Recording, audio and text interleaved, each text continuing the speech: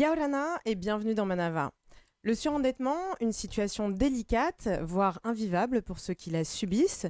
Mais comment s'en sortir? Il existe des solutions et nous allons en parler avec nos invités du jour. Fabrice Dufresne, tu es le directeur de l'IEOM, l'Institut d'émission d'Outre-mer.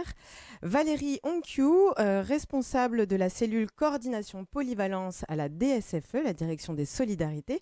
Et Vairatoa Pomaré, tu es directeur de commission à la Jeune Chambre économique de Tahiti. Bonjour à tous, bienvenue Yorana. sur le plateau de Manava. Bonjour Yorana, oui. Merci d'être avec nous. Alors, avant tout, Fabrice, on va commencer avec toi. Explique-nous en quelques mots ce qu'est l'IEOM. Alors l'IOM, c'est l'Institut d'émission d'Outre-mer qui exerce une mission de banque centrale dans l'ensemble des 3 collectivités françaises du Pacifique. D'accord. Donc, nous avons une agence à Wallis et Futuna, en Nouvelle-Calédonie et bien sûr en Polynésie française. Alors, banque centrale, ça veut dire que vous émettez l'argent, par exemple, c'est ça? On met en circulation notamment les billets et les pièces, on Oui. traite des opérations bancaires, on suit la conjoncture économique et bancaire de la Polynésie française. Et puis nous sommes un acteur en appui des acteurs publics et privés. Et donc, vous travaillez sur le surendettement, parce que c'est le sujet du jour. Et alors, est-ce qu'on peut définir le surendettement? Alors déjà, nous exerçons en fait le secrétariat de la commission de surendettement qui relève d'une compétence du pays, dont la présidence revient à la Direction générale des affaires économiques. Alors, la situation de surendettement, en fait, c'est une condition d'être dans l'impossibilité de pouvoir faire face à l'ensemble de ses dettes. Pas forcément bancaires, mais aussi ses dettes de la vie courante, comme le logement, un loyer, comme une facture d'électricité ou de téléphone. Alors, on différencie bien le surendettement des particuliers et le surendettement du côté professionnel. C'est pas du tout le même fonctionnement, Valérie? Non, en fait, la DSFE intervient essentiellement sur le surendettement des particuliers par l'accompagnement des familles qui ont besoin de constituer leur dossier pour pouvoir le présenter à la commission de surendettement. Est-ce qu'on a une idée des causes principales du surendettement en Polynésie? Souvent, ce sont des familles qui parfois qui n'ont pas de revenus ou alors très peu de revenus, qui peuvent s'être engagés dans des crédits un peu pour au moment où ils avaient des revenus. Les moyens. Voilà, les moyens. Sauf qu'à terme, une perte d'emploi ou alors un licenciement ou juste des fins de contrat, ils ne sont plus donc en capacité de payer leurs dettes. Et un divorce aussi, une maladie peut intervenir sur des ce genre de situations particulières et les dettes s'accumulent et voilà. Chaque dossier est un peu différent de l'autre. Chaque dossier est particulier et ça nécessite une évaluation individuelle de chaque situation pour pouvoir adapter le suivi et même le dossier avec les pièces qui sont à fournir. On va y venir un petit peu plus tard.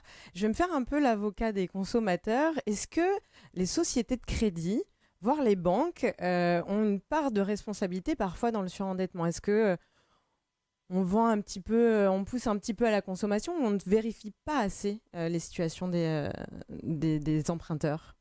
Alors, il y a un comportement plutôt responsable de l'ensemble des prêteurs, établissements de crédit, banques, sociétés de crédit. Mais en fait, la loi a très fortement encadré l'exercice du métier, notamment de crédit à la consommation, de crédit immobilier. Oui. Donc, c'est la loi Lagarde, en fait, qui existe depuis très longtemps, qui a instauré un cadre spécifique qui sollicite de la part des établissements de crédit ou des banques, en fait, un rôle de conseil, d'information. Et puis, il y a toujours la possibilité, ce qu'on appelle le délai de rétractation, c'est-à-dire au bout de 8 jours ou de 15 jours, vous avez la possibilité de vous dédire d'un engagement vis-à-vis d'un banquier ou une société de prêt. Donc, tout ça est très bien encadré. Bien entendu, l'activité de prêt doit évaluer la situation financière de chaque particulier. Oui. Je rappelle que c'est uniquement dédié aux particuliers, puisque pour les entreprises, il y a une procédure de rétablissement, de liquidation ou de redressement judiciaire. Et donc, il y a vraiment une analyse très fine en fait, de la capacité de remboursement du crédit de chaque particulier. Bien entendu, comme la Valérie l'a rappelé, c'est que 9 dossiers sur 10, c'est surendettement passif. c'est-à-dire qu'elle est liée à ce qu'on appelle un accident de la vie. Oui. Et donc, du jour au lendemain, on peut être confronté à une maladie, un décès, un divorce, une séparation. C'est pas Et là- toujours on vit au-dessus de ses moyens. C'est voilà, Et ça peut un arriver. dossier sur 10, voilà, c'est ce qu'on appelle le surendettement actif, où Mm. là, il y a une compulsion, aux achats qui favorisent notamment le crédit. Mais en général, les banques et les sociétés financières veillent à ce que les personnes ne tombent pas trop rapidement dans une situation de surendettement. Est-ce qu'il y a un public particulier en situation de surendettement? Je pense, on l'a dit, les chômeurs évidemment, mais les Matayapo par exemple, est-ce qu'ils doivent faire face à ce genre de situation, Valérie? Oui, enfin, il n'y a pas de public particulier. Moi, je pense que tous les publics peuvent être, Ça peut arriver à tout le monde. mais bien sûr, peuvent être touchés. Il s'agit aussi de voir si les personnes ont cette dynamique d'essayer de trouver des solutions. Parfois, par exemple, pour le public qui sont sans emploi, hein, les Mhm. RSPF, ben, il n'y a pas forcément de solution non plus. Hein. Elles essayent. C'est pour ça qu'en général, de toute façon, dans le public qu'accueille la DSFE, Oui. les travailleurs sociaux seront sensibles aussi à cette Bien situation de surendettement et ils vont faire appel donc aux travailleurs sociaux. En fait, à la DSFE, on a exactement un agent dédié exclusivement au surendettement et un autre agent donc, qui fait partie des travailleurs sociaux de la circonscription de Papeete aussi, qui va aider à la constitution des dossiers. Après, on a quand même en partenaire, on a le CIDFF aussi qui peut aider. On avait un... Le CIDFF, est-ce qu'on peut rappeler C'est la Centre d'information, Centre d'information des droits de la famille, et des droits des des femmes, des ouais. femmes et de la famille. Mm. Voilà, donc le CIDFF, donc ils ont aussi des agents hein, qui peuvent accompagner les familles, pareil, dans la constitution des dossiers. Et avec ça, on va essayer de voir si, dans la continuité, ils ont besoin d'un soutien. Donc, on va les aider, on va les accompagner de manière beaucoup plus proche. Profond, Pour, ouais. voilà, pour qu'ils évitent de retomber dans une situation de surendettement. Et le public jeune aussi, enfin les jeunes font face à des situations de surendettement? Enfin, en tous les cas, en commission, on voit de tous les âges et de tous les publics. Alors, je parle des jeunes parce qu'il y a Valérie toi qui est avec nous aujourd'hui. Tu représentes la Jeune Chambre économique. Et votre mission, c'est un peu de faire de l'éducation à la gestion financière. C'est ça? Tu nous expliques un petit peu? Donc, la Jeune Chambre économique, c'est une association qui a 56 ans aujourd'hui Oui. sur le territoire et qui est à l'origine, par exemple, du Dixit, qui est à l'origine de la foire agricole et d'autres actions donc, qui ont été pérennisées dans le temps et qui existent encore aujourd'hui. Les membres qui composent la Jeune Chambre économique actuellement se sont réunis autour d'une commission en fait et ont choisi de mettre en place une action de formation en fait auprès d'un public de lycéens en lycée professionnel, donc qui ont pour ambition une rentrée active dans la vie professionnelle. Et l'idée, effectivement, c'est de venir sensibiliser un peu au travers de cette formation. Dès le plus jeune âge. Dès le plus jeune âge et surtout au moment, justement, juste avant d'arriver effectivement dans la vie active et pour apprendre un peu les codes liés à la bonne gestion des finances personnelles. C'est vrai que quand on fait des formations, même des formations longues, on peut se retrouver effectivement à avoir une expertise pour de la gestion en entreprise, Oui. de la gestion financière et on peut arriver jusqu'en master, voire au-delà, sans jamais se poser la question effectivement de la gestion des finances personnelles. Comment on gère au quotidien. Voilà, donc j'ai aussi, dans mon expérience professionnelle, été banquier en chargé de clientèle des professionnels et je vous confirme que la gestion des finances personnelles n'a rien à voir avec le niveau de diplôme Ah oui. qu'on peut avoir. On est tous au même niveau c'est ça, pour à ce niveau-là. Fabrice, est-ce qu'on peut faire un état des lieux aujourd'hui du surendettement? Est-ce qu'on a des chiffres? Comment est-ce que ça évolue en Polynésie? Alors, nous avons enregistré au titre de l'année 2021 242 dossiers. C'est en progression de près de 34% par rapport à l'année 2020. Oui. Mais en fait, l'année de référence est 2019, puisqu'il y a eu la Covid. Oui. Où on était à 419 dossiers. Donc, on est en baisse de 2021 par rapport à 2019, en fait de 40%. D'accord. Donc, en fait, ça prouve que la crise sanitaire, même dans sa durée, ne s'est pas traduit par un aggravement de la situation. N'a pas impacté plus pas que du ça. tout impacté. Ça, c'est important de le rappeler. Mhm. Pour l'année 2022, on vient juste de sortir les chiffres. On est autour de 202 dossiers. on serait légèrement en baisse par l'année. On reste à peu près on reste un peu stable. étable. Donc c'est vrai qu'il y a eu des mesures de sauvegarde de l'emploi pendant la Covid qui ont permis en fait de maintenir les salaires avec les mesures DIES et de CETI pour nombre d'entre eux. Donc voilà, ce qu'il faut retenir, c'est que la crise sanitaire n'a pas aggravé la situation de surendettement. Et la situation d'inflation qu'on vit en ce moment, est-ce qu'elle a un risque d'aggraver un petit peu cette situation? Alors c'est une bonne question. Bien entendu, on observe en fait un nombre important de retraits de dossiers que l'on a auprès de l'IOM. Oui. Alors ce qui ne veut pas dire qu'ils vont se présenter en commission de surendettement, mais c'est vrai qu'avec le contexte inflationniste relativement marqué en ce moment, on anticipe un peu. On a beaucoup plus de dossiers qui pourraient se traduire par des dossiers de surendettement effectifs, et on fera le bilan à la fin de cette année. Alors Valérie, je vais prendre un cas concret. Imaginons, je ne paye plus mon loyer depuis 3-4 mois, je n'arrive plus à assurer mon crédit automobile à la banque. Qu'est-ce que je dois faire? Vers qui je peux me tourner pour me renseigner et pour savoir ce que je dois faire? Alors, tu peux te rapprocher déjà de la circonscription de ton lieu de résidence pour parler un peu de ta situation. Comment dire, l'évaluation, on va dire, de ton endettement va être décrit. Si vraiment c'est un surendettement, je pense qu'il y aurait une orientation vers l'argent qui est basé donc au central, donc à Tehotu, et elle va voir et si il faut ouvrir un dossier, le constituer. Il y aura des pièces à fournir, bien évidemment. Donc, ce qui veut dire que on peut considérer que ma situation n'est pas une situation de surendettement et me dire non, là on ne prendra pas en compte ton dossier, c'est ça? Alors non, il ne nous appartient pas d'évaluer la recevabilité ou pas d'un dossier. Le dossier va être constitué. D'accord. Et il va être présenté donc à la commission et c'est la commission qui va donner le feu vert pour le passage ou pas en commission de surendettement. D'accord. Mais en général, pour une situation un peu que tu décris où on ne paye pas les loyers, il va y avoir tout un calcul entre les revenus, le reste à vivre, et tout ça, ça va être travaillé par l'agent, c'est une conseillère en économie sociale et familiale. Qui instruit le dossier. Qui instruit le dossier. Alors, on va venir sur l'organisation et la mise en place de ce dossier plus concrètement. Donc, on parle de cette commission de surendettement, Fabrice.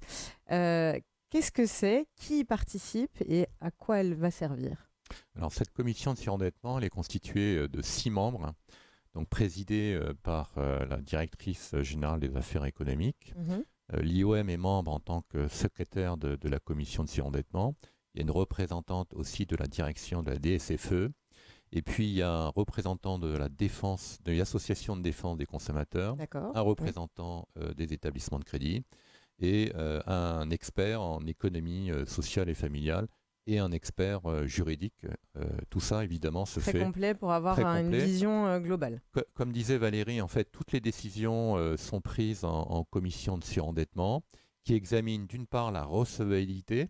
C'est que les 2 conditions préalables pour être en situation de surendettement, c'est être dans l'incapacité de pouvoir faire face à ses dettes, et puis être de bonne foi, donner les bonnes informations, ça c'est relativement important. Juste un chiffre, la plupart des dossiers sont recevables, il y a à peu près 6% qui ne le sont pas. Tous les autres, bien entendu, les dossiers des autres sont examinés en commission de surendettement et qui statue sur chaque solution qu'il convient de mettre en place. Cette commission, elle existe depuis une dizaine d'années. Une dizaine d'années que le surendettement qui a été instauré par une loi de pays en faveur des particuliers. Parce qu'il y avait un besoin en Polynésie, j'imagine que avant ça, les Polynésiens devaient trouver d'autres solutions. Valérie, comment est-ce qu'on constitue un dossier? Qu'est-ce qu'on va te demander comme pièce dans ce dossier dont on parle? Alors, l'IOM, justement, a ouvert un site où le dossier est, il est téléchargeable. Il est téléchargeable. De manière générale, on va demander déjà les pièces d'identité, tout ce qui justifie les dettes. Oui. Les certificats de résidence. Les relances, par exemple, des créanciers. Les relances, voilà. Ce qui est intéressant, c'est qu'à partir du moment où le dossier est recevable, tout ce qui est poursuite, hein, donc des personnes qui constituent des dossiers vont être, ça sécurise quand même beaucoup les familles, hein, Oui. vont bloquer un peu tout ce dispositif de poursuite, ça les rassure.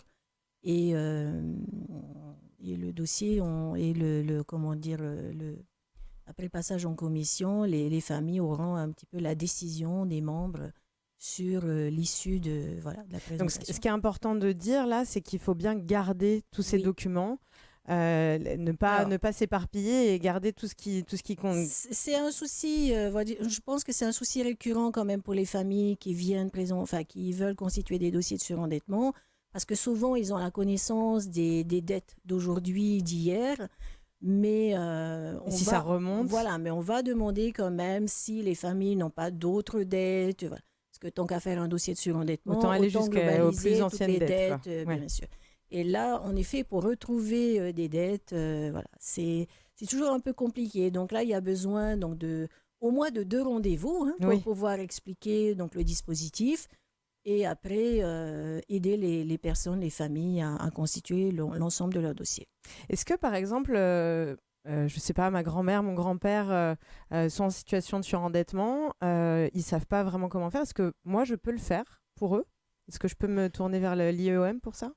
Alors, bien entendu, on reçoit l'ensemble des personnes, on en reçoit beaucoup d'ailleurs, hein, pour les conseiller à construire, élaborer leur dossier. Comme le rappelait Valérie, nous avons ouvert depuis le mois de décembre l'année dernière, donc un portail dédié pour les particuliers, leur permettant en fait de télécharger un dossier, télédéclarer un Donc on peut dossier le faire directement, effectivement pour d'autres. sans se déplacer bien entendu. Ça c'est une très bonne chose, hein, puisqu'il faut aussi capter, puisque l'essentiel des surendettements en fait relève des îles du Vent, Oui. voire quelques-unes situations dans les îles du Vent. Il y a des situations de détresse aussi et de difficultés dans les autres archipels. C'est pour ça qu'aussi on a ouvert ce portail à l'ensemble.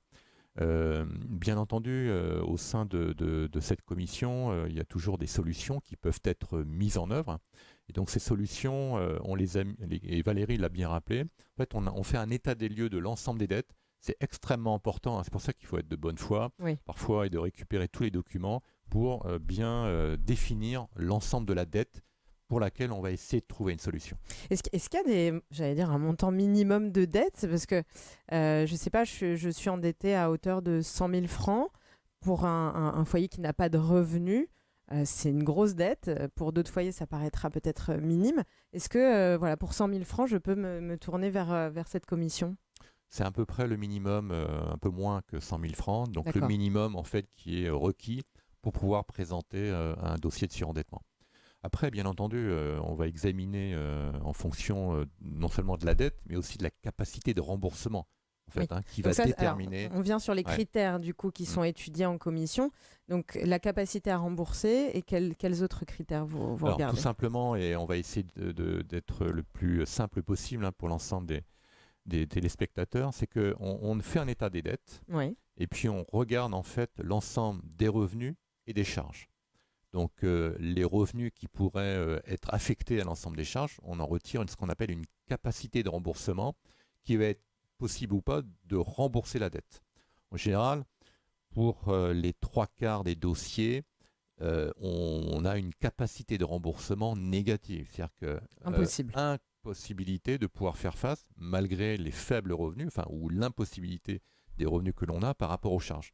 Et à ce moment-là, on met en place en fait une procédure de rétablissement personnel qui consiste à effacer l'ensemble des dettes. Donc là, pour 3/4 des dossiers. On vient donc sur les solutions qui sont proposées par la commission. Donc c'est l'effacement total de la dette. Ça, c'est 3/4 des dossiers. 3/4 des dossiers. Alors, il y a 1/4 des dossiers aussi pour lesquels en fait, on peut mettre un plan.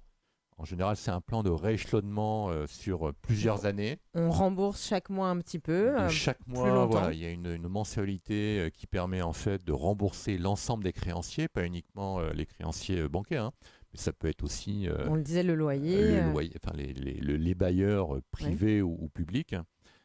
C'est à peu près 1/4 des dossiers pour lesquels on parvient en fait à faire un plan de rééchelonnement.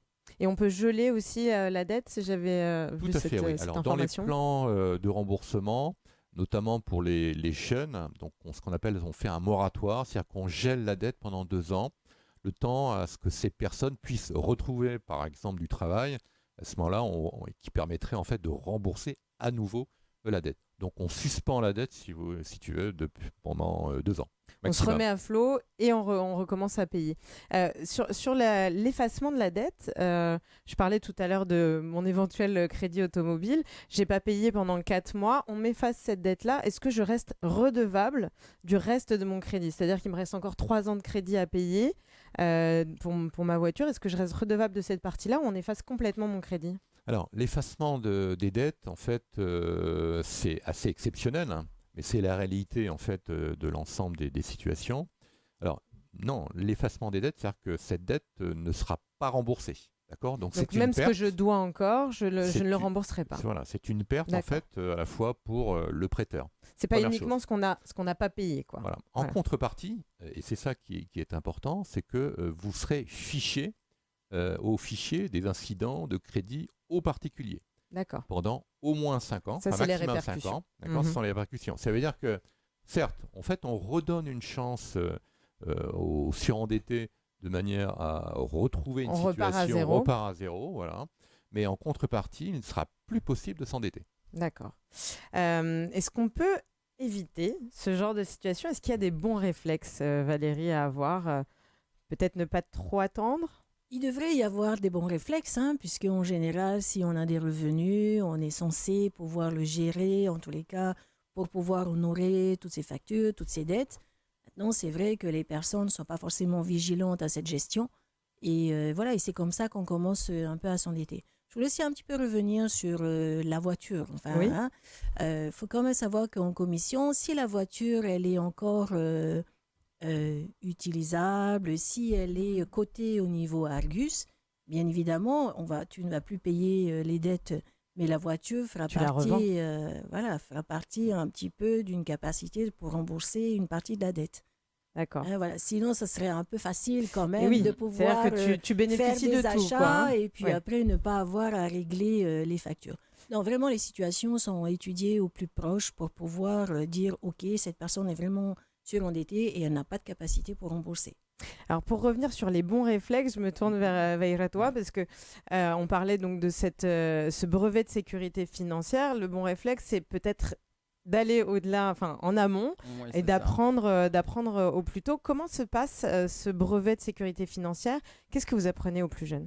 On est sur un format de 3 fois 3 heures en fait. Donc avec 2 formateurs qui se déplacent lors de ces sessions de formation. Donc on a mis en place en fait un livret en fait d'une 80aine de pages, donc sur des thématiques différentes, sur la gestion des courses au quotidien, quels sont les choix effectivement des postes de dépenses à faire, et effectivement aussi aborder la notion, quand c'est possible, effectivement de la possibilité d'épargner effectivement pour effectivement des coups durs éventuellement. Donc on parlait tout à l'heure des causes du surendettement, c'est souvent lié aussi effectivement à une situation de la vie qui était inattendue. Donc ça peut être un décès, un accident, si on a un petit peu divorce, de côté, et tout ça. Si on a un peu de côté, ça nous permet effectivement de temporiser le temps de rebondir et trouver une alternative.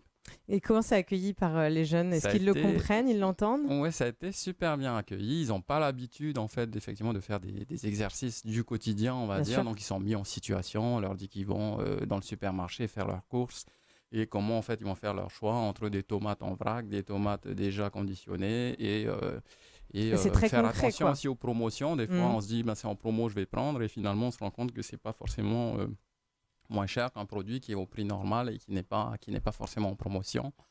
On a un petit volet sur l'endettement aussi, le crédit et tout ça. Donc évaluer éventuellement les solutions alternatives aussi pour éviter de s'endetter, peut-être la location dans certains cas, notamment pour les véhicules, donc les locations longue durée, avoir le réflexe de comparer les offres aussi. Vous les mettez face à des cas concrets on a du des quotidien. cas concrets du quotidien, effectivement. Donc l'action, en fait, elle est à l'origine de la Jeune Chambre économique d'Orléans. en métropole. Ils ont mis ça en place en 2016 et ça s'est assez rapidement répandu sur les autres.